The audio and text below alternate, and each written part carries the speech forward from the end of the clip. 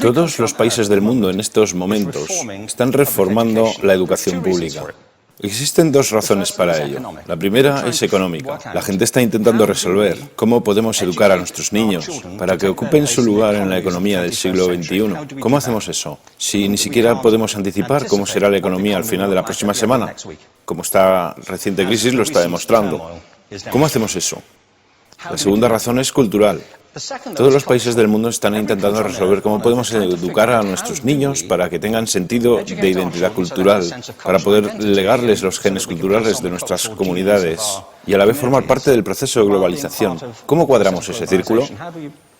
El problema es que están intentando enfrentarse al futuro, a base de hacer lo mismo que en el pasado. Y en el proceso están alineando a millones de niños que no ven ninguna utilidad en asistir a la escuela. Cuando nosotros íbamos al colegio, nos retenían allí con la historia de que si trabajábamos mucho y sacábamos buenas notas, y luego estudiábamos un título universitario, tendríamos un trabajo. Nuestros hijos no se creen eso. Y hacen bien, por cierto. Es mejor tener una titulación que no tenerla, pero ya no es ninguna garantía. Y especialmente no lo es si el camino hacia ella marginaliza la mayoría de cosas que tú consideras importantes acerca de ti mismo. Hay gente que dice que hay que subir los estándares, que eso sería un avance. Ah, ¿sí? Sí, lo deberíamos hacer. ¿Y por qué ibas a querer rebajarlos? No me he encontrado con ningún argumento que me convenza para bajarlos. Pero subirlos, por supuesto que habría que subirlos. El problema es que el sistema educativo actual fue diseñado, concebido y estructurado para una era diferente. Fue concebido en la cultura intelectual de la Ilustración y en las circunstancias económicas de la Revolución Industrial. Antes de la mitad del siglo XIX no había sistemas educativos públicos. En realidad no. O sea, podrías estudiar con los jesuitas si tenías dinero, pero la educación pública, pagada con los impuestos, obligatoria para todo el mundo, gratuita y a la vuelta de la esquina, era una idea revolucionaria. Y mucha gente se opuso a ello. Decían, no es posible para muchos niños pobres que están en la calle beneficiarse de la educación pública. Son incapaces de leer y escribir. ¿Por qué perder tiempo con esto? Y también se asienta sobre una serie de suposiciones sobre la estructura social y la capacidad de las personas. Fue dirigido por el imperativo económico de aquel momento, pero a lo largo de todo ello se infiltró el modelo intelectual de la mente, el cual era esencialmente la idea que la Ilustración tenía sobre la inteligencia. La auténtica inteligencia consistía en cierta capacidad para el razonamiento deductivo y un conocimiento amplio de la cultura clásica. Se podría resumir en capacidad académica. Y esta idea está fuertemente enraizada en la reserva genética de la educación pública. El creer que hay dos tipos de personas, académicas y no académicas, y la consecuencia de eso es que mucha gente brillante se creen que no lo son porque han sido evaluados siguiendo este concepto de mente. Así que tenemos dos pilares gemelos, el económico y el intelectual. Y desde mi punto de vista, este modelo ha causado caos en la vida de mucha gente. Ha habido gente que se ha beneficiado maravillosamente de él, pero la mayoría de la gente no. En lugar de beneficiarse, sufren de esto. Una epidemia moderna, mal ubicada y también ficticia. Esta es la plaga del síndrome de déficit de atención e hiperactividad, TDAH. Este es un mapa de la incidencia del TDAH en Estados Unidos. El mapa de prescripciones médicas para el TDAH. No me malinterpreten. No quiero decir que el síndrome de déficit de atención no exista. Yo no tengo la formación necesaria para ello. Sé que la amplia mayoría de psicólogos y pediatras creen que sí, pero aún es un tema a debatir. Lo que sí me consta es que no se trata de una epidemia. Estos niños están siendo medicados tan rutinariamente como a mi generación nos quitaban las amígdalas, por los mismos motivos caprichosos y por la misma razón, la moda de la medicina. Nuestros hijos están viviendo en el periodo más intensamente estimulante de la historia de la Tierra. Están siendo acosados con información y les están reclamando su atención desde todos los medios. Los ordenadores, los iPhone, las vallas publicitarias y cientos de canales de televisión. Y nosotros les penalizamos por distraerse. ¿Distraerse de qué? Cosas que son un aburrimiento, en la escuela sobre todo. Me parece a mí que no es totalmente una incidencia el hecho de que la incidencia del TDAH haya crecido paralela al incremento de los test estandarizados.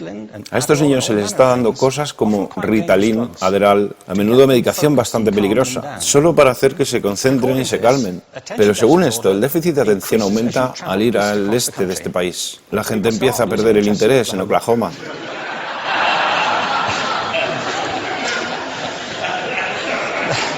Ya casi no pueden pensar en Arkansas. Y para cuando llegan a Washington, lo han perdido completamente. Y hay distintas razones para ello. Es una epidemia ficticia. Si lo piensas, las artes, y no quiero decir que sea exclusivo de las artes, creo que también es cierto para las ciencias y para las matemáticas, pero permítanme hablar en particular de las artes, porque ellas son las víctimas de esta mentalidad en especial. Las artes tratan especialmente la idea de experiencia estética. Una experiencia estética es una en la que tus sentidos están funcionando a su máxima capacidad. Cuando te hallas presente en el momento actual, cuando vibras con la emoción de lo que estás experimentando, cuando estás plenamente vivo. Y la anestética es cuando cierras tus sentidos y te atontas ante lo que está sucediendo. Y muchos de estos medicamentos hacen eso. Estamos haciendo pasar a nuestros hijos por el sistema educativo a base de anestesiarlos. Y yo creo que deberíamos estar haciendo exactamente lo contrario.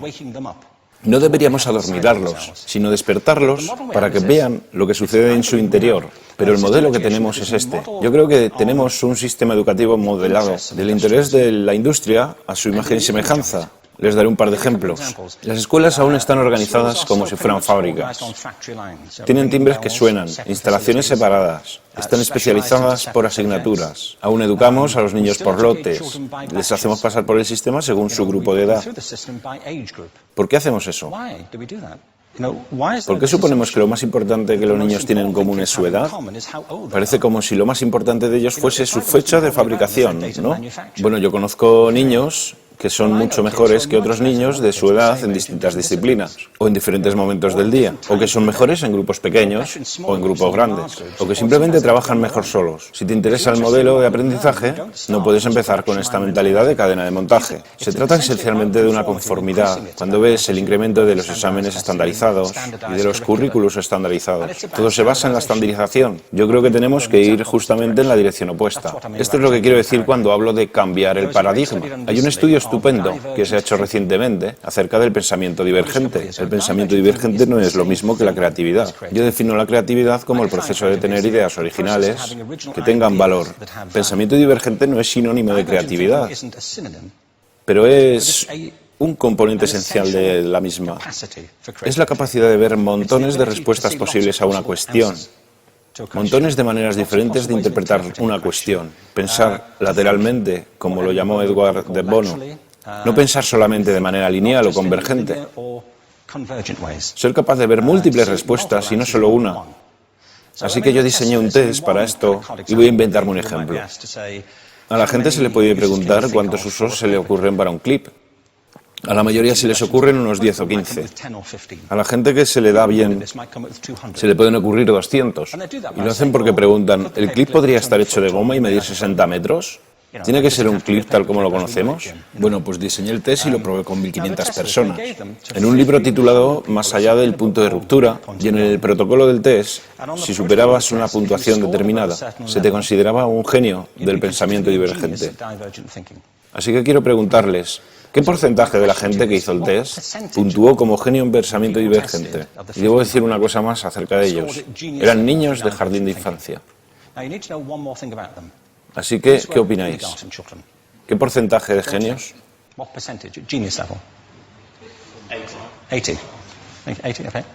98%.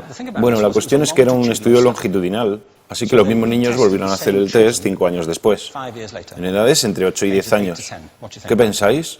¿50%? Volvieron a hacerles el test otra vez, 5 años más tarde, cuando tenían entre 13 y 15 años de edad. Y se observa una tendencia, ¿no? Bueno, esto nos indica algo interesante, porque se supone que tendría que ser al revés, ¿no?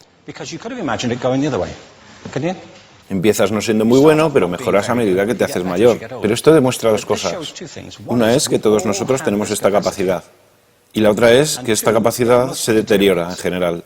Muchas cosas les han pasado a estos niños durante su crecimiento, pero yo estoy convencido que lo que más les ha influenciado es que a estas alturas ya han obtenido una educación académica. Se han pasado 10 años en la escuela, oyendo que solo hay una respuesta correcta. Esta es la parte de atrás del libro, pero no la mires. Y no copies, porque eso es engañar. Fuera de las escuelas, a eso se le llama colaboración. Esto no sucede porque los docentes así lo quieran. Es simplemente porque sucede así. Es porque se halla presente en la reserva genética de la educación. Tenemos que pensar de forma diferente acerca de la capacidad humana. Tenemos que superar esta vieja idea acerca de lo académico y lo no académico, lo abstracto, lo teórico, lo vocacional, y empezar a verlo como lo que es, un mito. En segundo lugar, tengo que reconocer que la mayor parte de las veces el buen aprendizaje se da en grupos y que la colaboración es lo que alimenta el crecimiento. Si atomizamos a las personas, las separamos y los juzgamos por separado, formamos una especie de desconexión entre ellos y su ambiente de aprendizaje natural. Y en tercer lugar, un asunto importante es la cultura de nuestras instituciones, los hábitos de estas instituciones y los hábitats que ocupan.